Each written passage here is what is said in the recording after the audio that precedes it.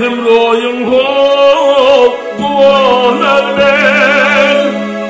Sirri kamato boylarına Güller kışış yâre yaraşıp dur Acılı kamato boylarına Güller kışış yâre yaraşıp dur Acılı kamato boylarına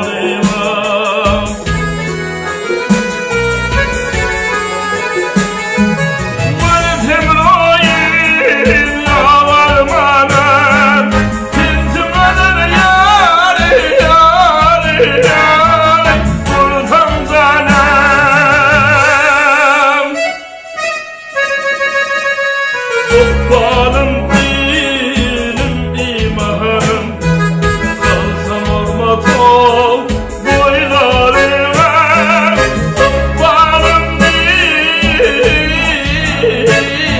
dilim imanım Kalsam olmaz o boylarıma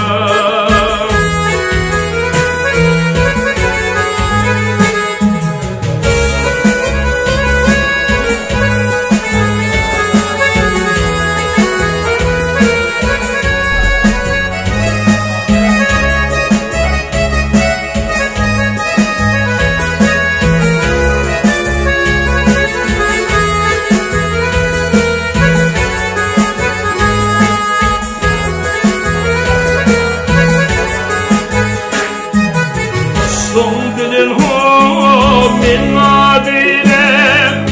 Öğrenip min o adadile Ömür ah yani firyad ile Yetme lafı